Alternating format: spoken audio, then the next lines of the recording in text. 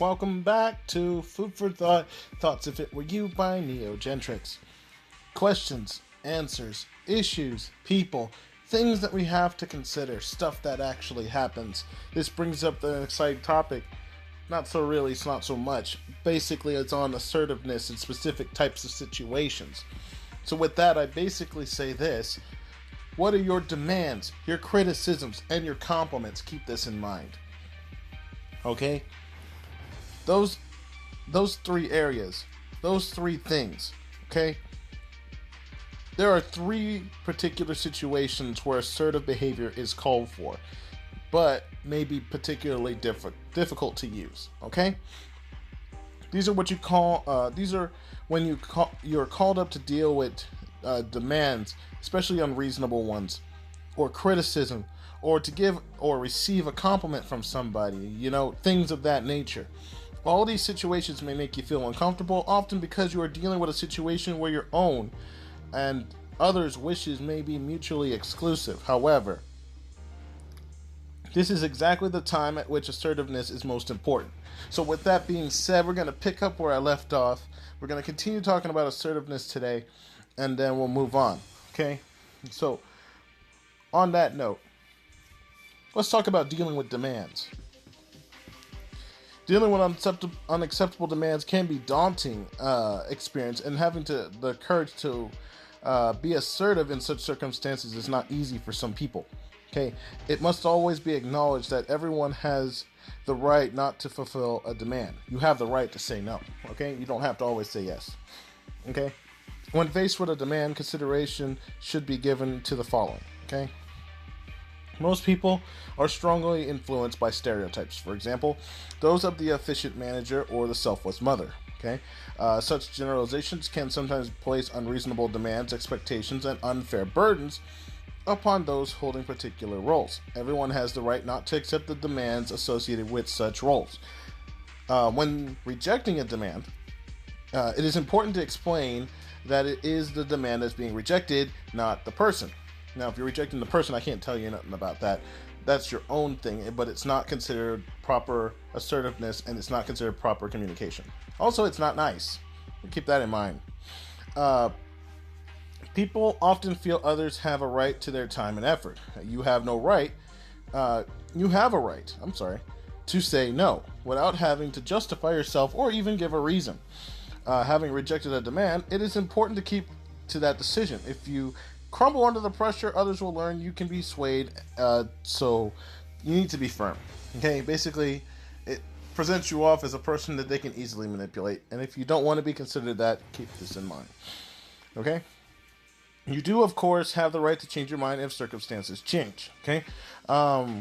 If making demands, people tend to often resort to passive or manipulative responses. You may also assume a dependency upon the efforts of others, okay? So apart from certain exceptions, for example, dependent children, everyone is responsible for themselves, and undue reliance should not be placed upon others. Remember that you have rights too, okay? Assertiveness is quietly, non-aggressively, but firmly exerting those rights. One of which is to refuse demands that you consider to be unreasonable or which you are unable to meet. At the same time, you also need to recognize the rights of others to make requests of you and receive a polite response. Alright, so that's that. Now we're going to take a short break. And then we're going to talk about dealing with criticisms. This is something I want to focus on for a little bit.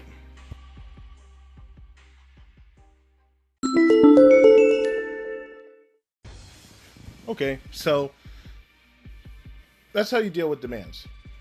That's how you basically handle them, but remembering that you still have some rights yourself to decide what you actually do, okay? Slavery has been abolished in 85 to 95% of the world, okay? You're not being forced to do anything. No one can make you say yes, although depending on whether you say yes or no determines the opportunities that come across your way. But remember, you're nobody's slave. You work for yourself, even when you work under certain people, because you decide what you can and cannot do, if you can even do it at all. With that being said, let's talk about criticism. and how you deal with it. So keep this in mind when you're receiving criticism. Okay, first off, let's start with this. Take time to decide whether it is genuine criticism or whether there is some other reason for it. For example, that someone is angry or frustrated and you are simply there in front of them. Acknowledge the criticism by repeating or reflecting it. You might respond, so you feel that and then leave it at that. Okay? As with any feedback, it's important to thank the person for providing it. Acknowledge any truthful elements of the criticism, even if they are hard to hear. Okay? If the criticism includes an element of truth, try to avoid a common response of lashing back with counter criticism. Criticism has a hint of truth, tends to be wounding, but it may be offered in the hope that it will be used constructively. After all, not everyone is skilled in giving feedback, so it may or may not come out the way you would expect it to come out. And in the topic of giving criticism, if possible, avoid criticizing others. Instead, try to think about it as giving constructive, albeit negative feedback to change their behavior. As weird as that sounds, this will help you to remain calm and give the feedback more effectively. Okay? Criticism or negative feedback can be tempered or appear less brutal when it's given alongside support for the other person. Crucially, you must ensure that it is a criticism of the action rather than of the person. Begin with a support comment such as, I appreciate all the work you've put on this, but we have a problem with. Okay? Any sentence that begins with you are will cause offense and should be avoided at all costs, unless it ends with a compliment. Focus on the behavior, not the personal attributes of the other individual. Keep any criticism specific and avoid generalities. For example, it was late when you picked up the children today, rather than saying you're always late. Generalized statements may not reflect the reality of the situation and have a tendency to imply that the individual is at fault when the problem may have been caused by other difficulties or unforeseen circumstances.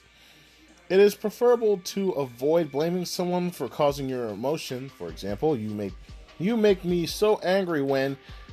It is better to focus on yourself at the center of your own emotions, and as an alternative to the statement above, you could say, I feel very angry when you. It sounds calm, it's relaxing, and it doesn't create tension, but it helps them understand that there are problems there and that, if they can't help you fix it, leave it be. Okay? So there's that. I'll take one more break here, and then we'll talk about giving and receiving compliments.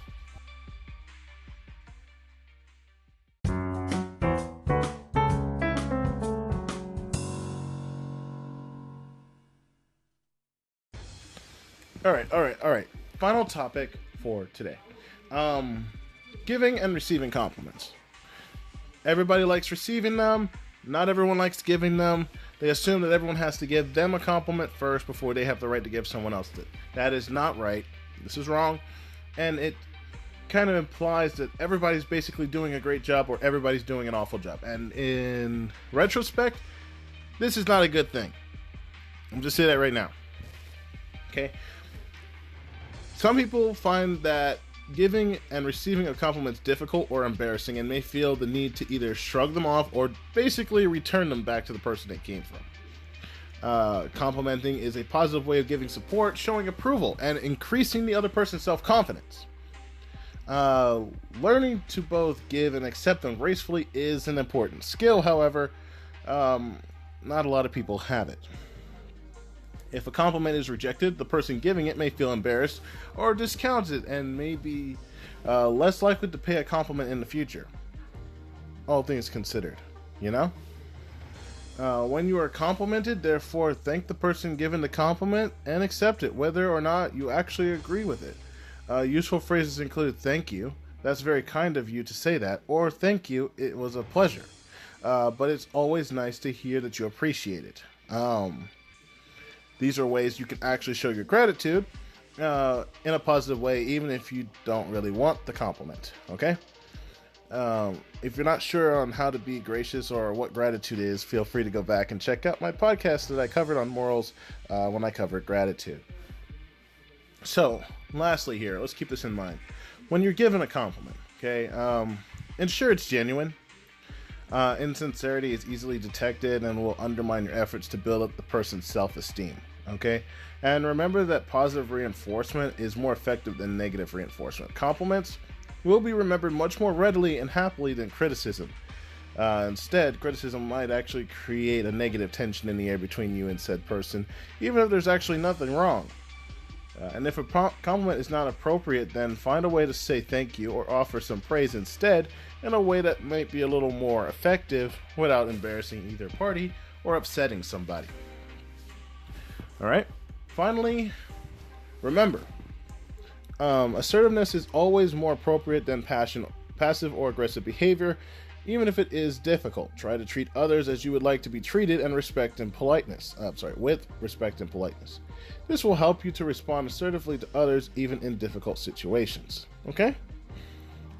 This will make everything a lot easier to go about, and everyone will be able to enjoy the rest of your day without any difficulties or any other issues. Alright? So with that, again, I thank you guys for listening. Thank you guys for your time. Please feel free to continue following my podcast here on Anchor.